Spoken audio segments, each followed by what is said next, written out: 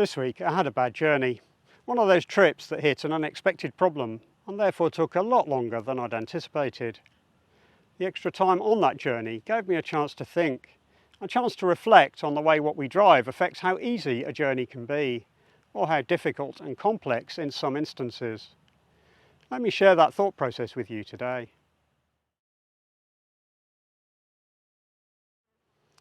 Hello everyone, I'm Andrew, and this week I went for a walk at a nice country estate. A lovely wander in overcast but dry conditions, making it not too hot. It turned out to be a great walk. What was not so great was the journey home again. I'd set my sat-nav to a motorway services, a place I could stretch my legs part way home, getting me out of the car for a few minutes. As I came near the exit, there was a tailback. Clearly something was amiss, and I would have to spend some time queuing to get off the motorway. That didn't entirely make sense. It was an optional stop, so I sailed past and continued home. Only once I'd gone past the junction and changed the destination to home did I realise the mistake I'd just made.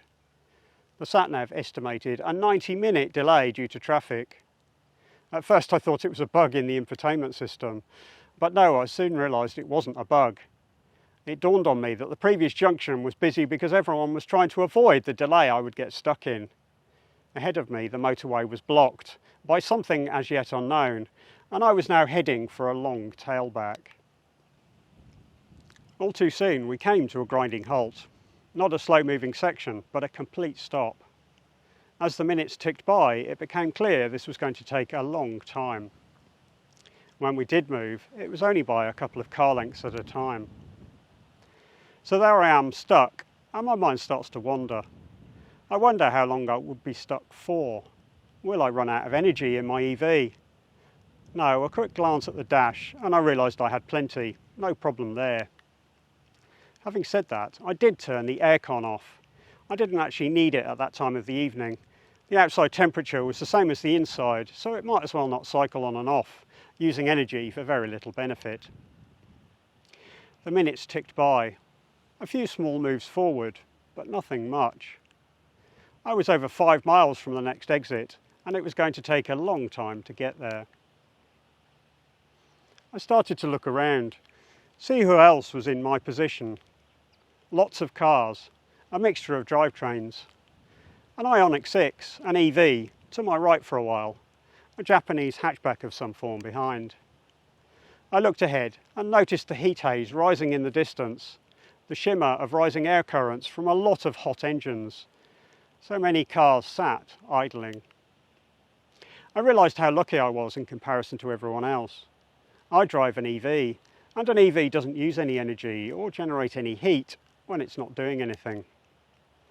Meanwhile, those with internal combustion engines were in a different position.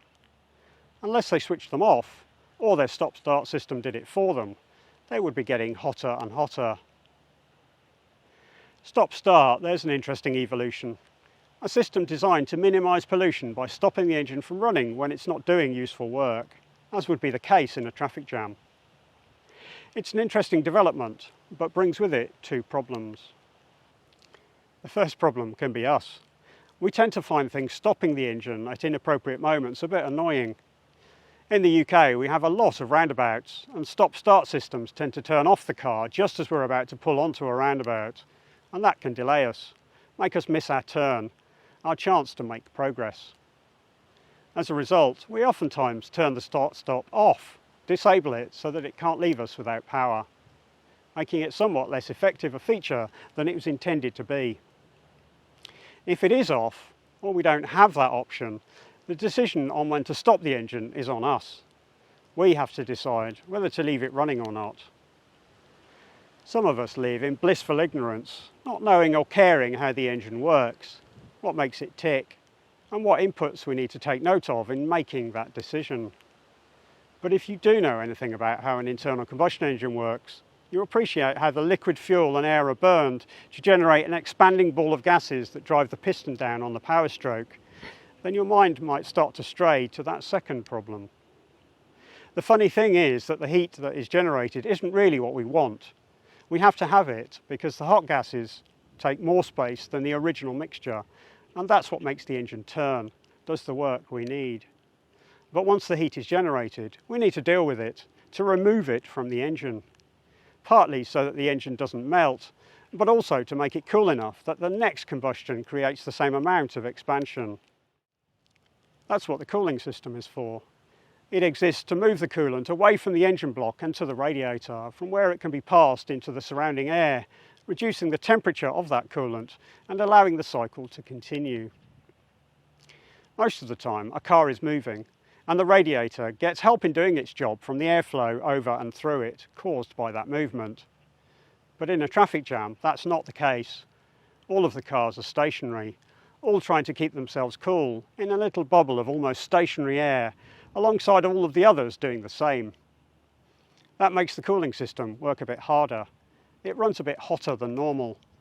That extra heat causes the coolant to try and expand, and in the closed system in a car, instead the pressure of the coolant builds, putting more strain on the pipes and joints of the system, testing its ability to handle this rare high pressure. All being well, the increased temperature triggers the electric cooling fan to come on, thereby forcing some air over the radiator and getting that heat into the surroundings faster, cooling it down a bit again. Enough so that the fan can switch off again, and we're back to where we started. However, as we sit and wait, this cycle continues, and that pressure in the system comes and goes, with everything being stressed each time round the cycle. The best way to deal with this might be to turn the engine off. If we are stationary for many minutes, then we don't need those fires being lit inside of it. The heat isn't being used for anything, so no fire means no new heat being produced. However, the existing heat becomes trapped. After all, when the engine is off, the water pump isn't running, and so the water in the engine is stuck. It's unable to get to the radiator, so that bit is getting very hot. That can be a problem in itself. I know because that's exactly what happened to me. I had my former car, a Smart 4.2, blow a gasket while sat on the driveway after a journey had finished. It left an expensive looking puddle beneath the car. That was a bill I didn't really enjoy. It was not a fun experience. I don't wish that on anyone. So sometimes in traffic we should turn the engine off so that the fire inside of it goes out and no more heat is produced. But sometimes we should leave it on so that the water pump keeps running and the coolant keeps moving, avoiding the heat we already have from building up in the system. So which is best? When do we leave it running and when do we turn it off? Each time we come to a halt, we need to consider, are we stopping for a few seconds or several minutes? Well, I say we. I don't need to worry about that anymore. I drive an EV. An EV doesn't use heat to work. When it's stationary, there is no heat, and I don't have to worry. It took me an hour and a quarter to do the 5.5 miles to the next junction. In that time, I used about 6 miles of range. The car is very efficient when moving at low speeds, but a bit of energy gets used to run the car when stationary, so it pretty much evened out this time. I didn't have to be concerned with any decisions about leaving the car on or turning it off in that traffic jam. I just left it be, confident that I would have no problem.